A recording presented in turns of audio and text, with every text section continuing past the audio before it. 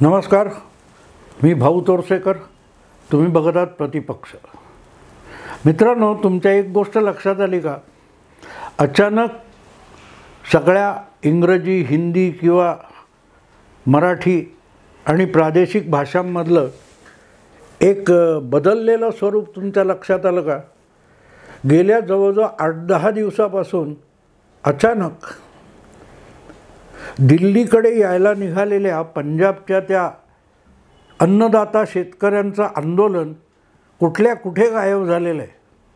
जसं बघता बघता जरांगे पाटील हे आपल्या घरातल्या टीव्हीवरच्या पडद्यावरून अंतर्धान पावले, तसंच बघता बघता अचानक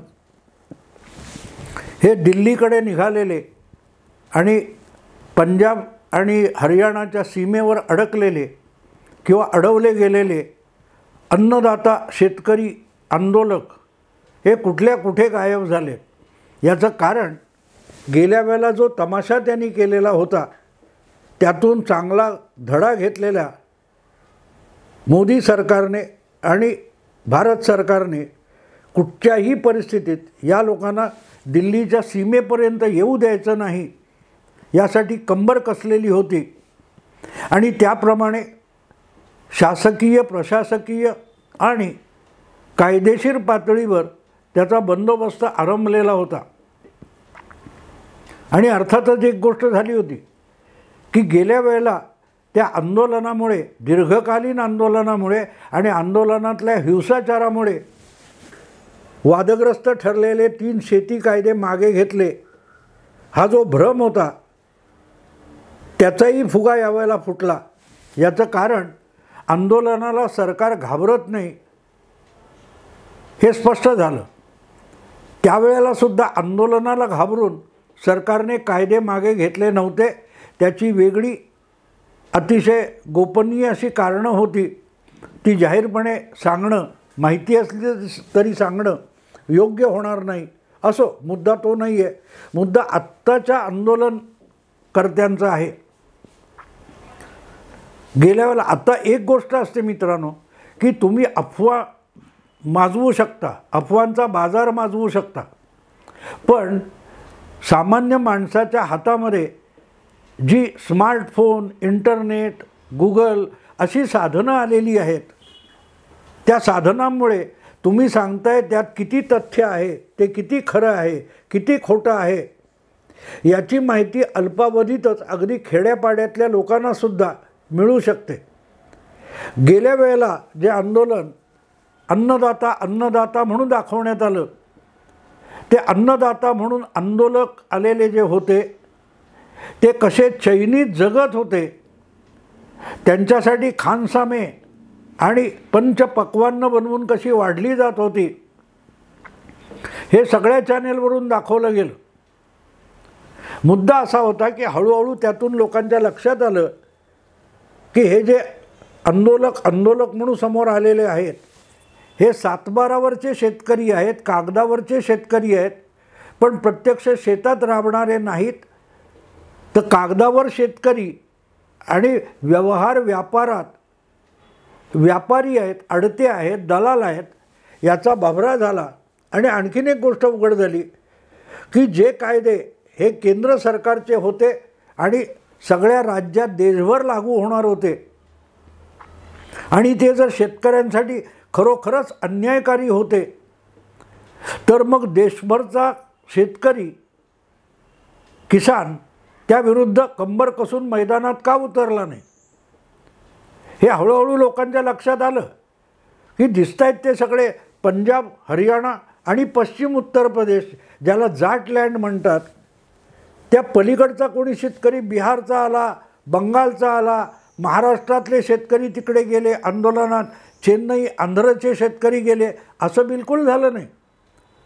जाटलँड म्हणजे हरियाणा, पश्चिम उत्तर प्रदेश आणि पंजाब हा प्रदेश वगळला तर बाकीच्या राज्यातल्या कुठल्याही शेतकरी संघटना या त्या आंदोलनात सहभागी व्हायला गेल्या नाहीत. अगदी मध्य प्रदेश असेल, राजस्थान असेल, कोणी नाही.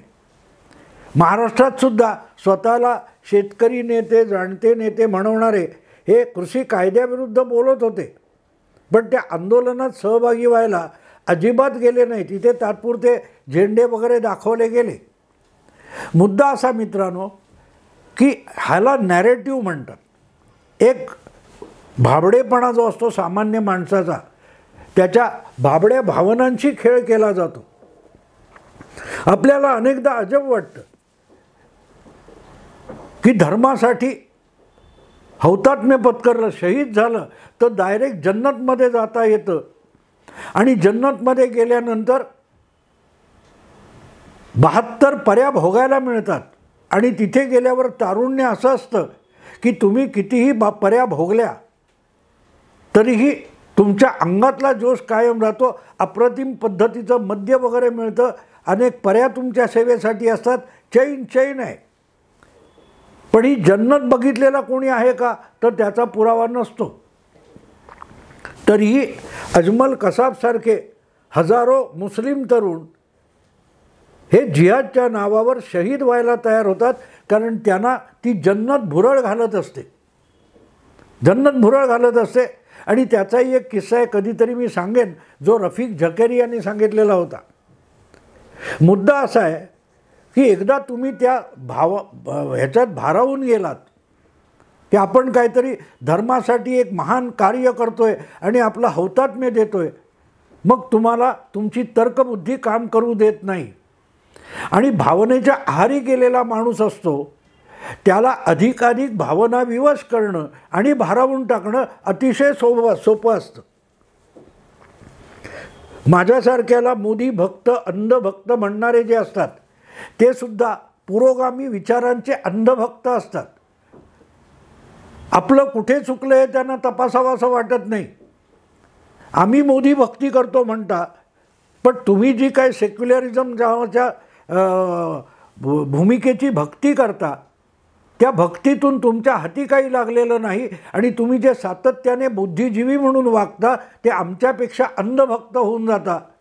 आणि सत्य स्वीकारत, जसा अंधभक्त जो असतो तो सत्य स्वीकारत नाही, तसं मोदींचा विजय, भाजपचा विजय, हिंदुत्वाचा विजय ही वस्तुस्थिती दिसत असली तरी त्यावर अविश्वास व्यक्त करणारे पुरोगामी आपण बघतो, तेव्हा ते आपल्या विवेकबुद्धीला गहाण टाकून त्या पुरोगामी विचारांच्या आहारी गेलेले असतात.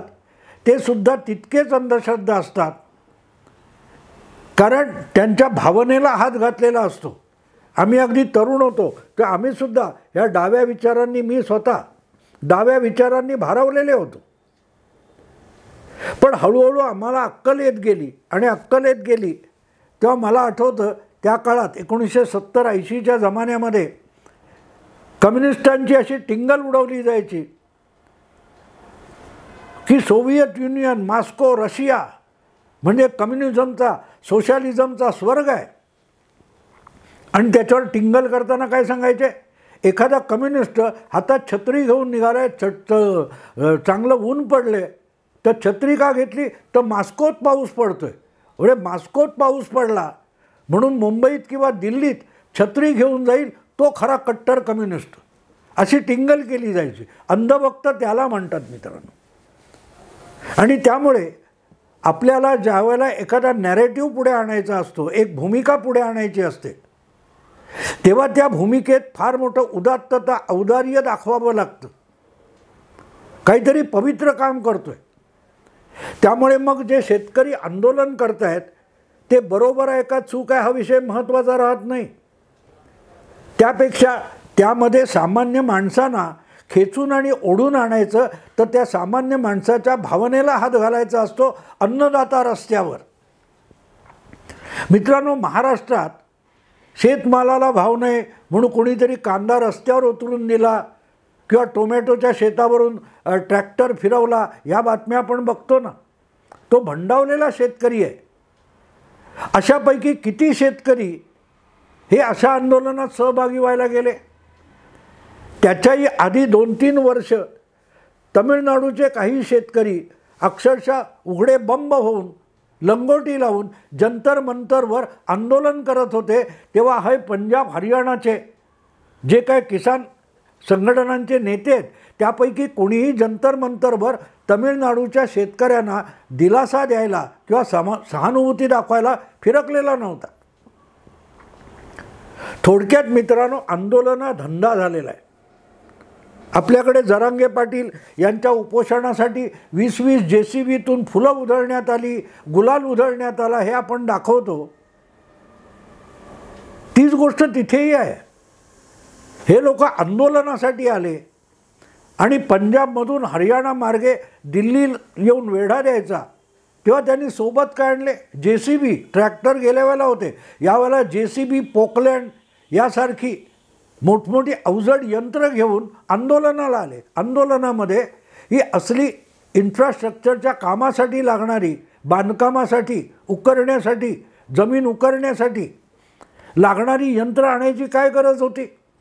आणि नेमका तोच विषय झालं असं मित्रांनो की हे आंदोलन नव्याने सुरू झालं ते जाणीवपूर्वक निवडणुकीच्या, लोकसभा निवडणुकीच्या तोंडावर निर्माण झालं. आणि त्यातला एक धालीवाल किंवा नावाचा कोणतरी एक तथाकथित किसान नेता, त्याने सांगितलं की मोदी का ग्राफ बहुत बढ़ गया है, वो नीचेला नाही. आता मोदीचा ग्राफ खाली आणला तर शेतकऱ्यांना MSP कशी मिळणार? शेतकऱ्यांना न्याय कसा मिळणार? शेतकऱ्यांचा न्याय मिळण्यासाठी मोदीचा ग्राफ खाली आणायचा. तर मोदीचा ग्राफ खाली आणण्यासाठी मोदीच्या किंवा भाजपच्या मतांमध्ये घट झाली पाहिजे. आणि त्यामुळे हे असं आंदोलनाचं काहूर माजवायचं आणि भावनाविवश होऊन लोकांनी मोदी विरोधात मतं द्यावीत, मोदी सरकार विरोधात मतं द्यावीत, यासाठी केलेलं हे आंदोलन आहे. याच्यात किसान किंवा शेतकरी यांच्या न्यायाचा विषय बिलकुल नाही. आणि त्यामुळे ज्यावेळेला हरियाणाच्या सीमेवर पंजाबकडून येणारी ही तथाकथित आंदोलक आणि स्वतःला खलिस्तानी घोषणा देणारी फौज आहे, त्यांना अडवलं गेलं तेव्हा प्रचंड हिंसाचार माजला. हरियाणाच्या पोलिसांनी त्यांना अडवताना त्यांच्यावर शेवटी अश्रुधूर टाकला. का? कारण ते हिंसा करत होते.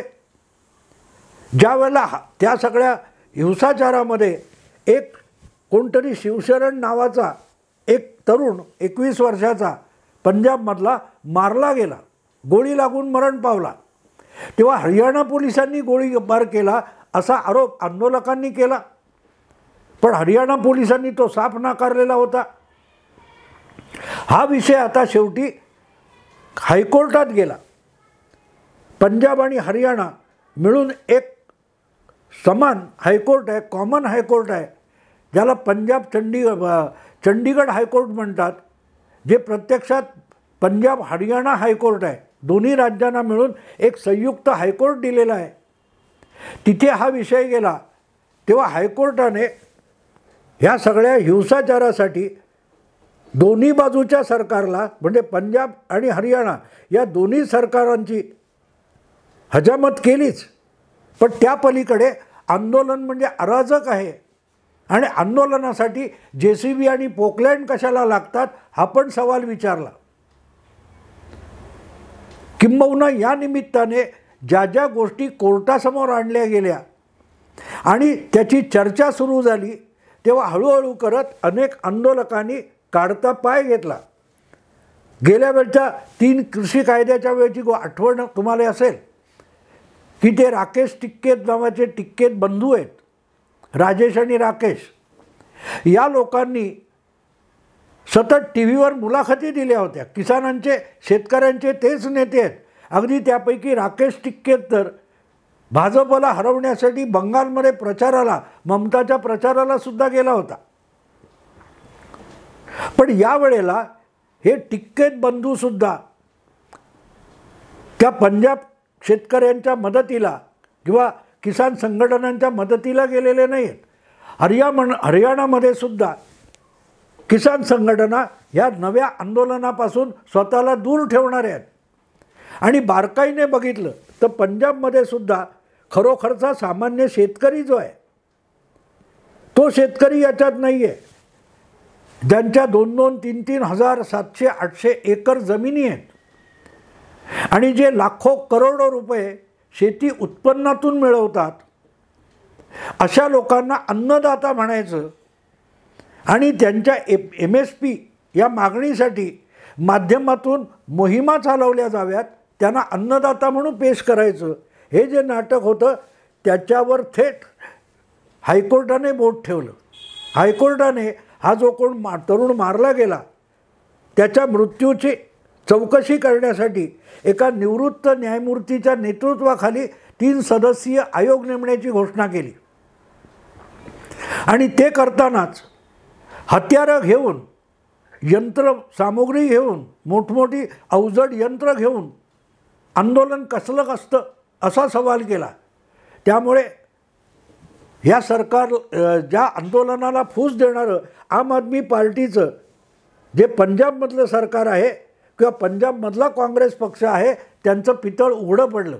कारण हरियाणा सरकारने त्या बॉर्डरवर, सीमेवर, 2 राज्यांच्या सीमेवर जो हिंसाचार झाला त्याचे अनेक फोटो कोर्टाला सादर केले आणि कोर्टसुद्धा खवळलं. त्यांनी सवाल केलाच आणि त्याच्या पुढे जाऊन सांगितलं की ट्रॅक्टर घेऊन दिल्लीला जाण्याची गरज काय, आंदोलकांना साध्या सरळ रस्त्याने जाता येईल, बसने जाता येईल, जीपने जाता येईल, रेल्वेने जाता येईल. आंदोलन करण्यासाठी दिल्लीला जायचं तर ट्रॅक्टर का लागतो, JCB का लागतो.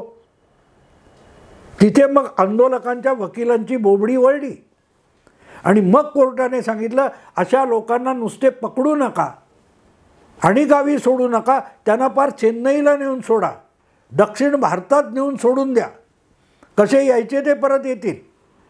इथपर्यंत कोर्टाचा संताप झाला. आणि कारण सरळ आहे मित्रांनो, अनेक लोक आंदोलनात गर्दी दाखवायची म्हणून रोजंदारीवर आणले जातात. पंजाबच्या शेतकऱ्यांचं महत्त्व आहे, पंजाबच्या शेतीचं अतिशय महत्त्व आहे पंजाब हरियाणामध्ये. पंजाब हरियाणामध्ये ओरिसा, छत्तीसगड, झारखंड, बिहार, उत्तर प्रदेशच्या काही भागातून मोठ्या प्रमाणावर शेतमजुरी करायला लोक पंजाब हरियाणात येत असतात. आणि त्यामुळे अशा इतर राज्यातून आलेल्या मजुरांना आपल्या शेकडो एकर जमिनीवर शेतीत काम करायला लावून त्यांना पगार देणारे जे असतात ते त्यांना रोजंदारीवर आंदोलनासाठी सुद्धा आणतात. 6 महिने 8 महिन्याच्या मुदतीवर हे लोक शेतकामासाठी आलेले असतात, त्यांना उचलायचे आणि आंदोलनात आणून बसवायचे. पगार चालू, अधिक खाण्यापिण्याची रेलचेल, या प्रकारची आंदोलनं हा आता एक धंदा झालेला आहे. आपल्याकडे मराठा आरक्षणाच्या नावावर जो काय एक तमाशा मांडला गेला तो आता हळूहळू उघडा पडतोय आणि त्यातले बोलविते धनी समोर आणण्यासाठी SIT सुद्धा नेमली गेलेली आहे. आणि नरेंद्र मोदींनी याच लोकांना आंदोलनजीवी म्हटलेलं आहे. पण माध्यमांना पैसे दिले की मग त्यांचं उदात्तीकरण सुरू होतं. अन्नदाता अन्नदाता अन्नदाता. पण जे शेकडो लोक महाराष्ट्र असेल, कर्नाटक असेल, आंध्र असेल, तेलंगणा असेल, इथे अनेक शेतकरी नित्यनेमाने सातत्याने शेतमालाला भाव मिळाला नाही म्हणून आत्महत्या करतात. त्यांचं संघटन करून त्यांच्यासाठी आंदोलन करायला हे दिल्लीचे किसान नेते आले नाहीत कधी. जे कोणी अनेक महिने दिल्लीच्या सीमेवर वेढा देऊन बसले होते त्यापैकी कोणीही या दक्षिणेतल्या किंवा मध्य भारतातल्या हजारो शेतकऱ्यांनी आत्महत्या केल्या आहेत. त्यांचं संघटन करून त्यांच्या शेतमालाला पक्का भाव मिळावा म्हणून यापैकी कोणी आंदोलन करायला आले का नाही आलेलं. इथे तुम्हाला कळतं की शेतकऱ्यांना न्याय यासाठी हे आंदोलन नाही आहे. आणि तसं बघितलं तर आजसुद्धा शेतमालाला भाव मिळत नाही. याचं कारण तो भाव देणारा दलाल असतो आणि कृषी उत्पन्न बाजार समित्या किंवा मोठ्या प्रमाणावर शेतकरी संघटना चालवणारेच दलाल होऊन बसलेले आहेत. तुम्हाला आठवत असेल पवारांचं म्हणणं, ज्यावेळेला कांद्याचे भाव भडकले होते तेव्हा शरद पवार काय म्हणाले होते, कांदा महागला तर सामान्य शेतकऱ्याला 4 पैसे जास्त मिळतील तर महागाई महागाई म्हणून का ओरडता? ज्या वेळेला कांद्याचे भाव भडकतात त्यावेळेला विक्रीतून येणारा पैसा शेतकऱ्यांकडे जात नसतो.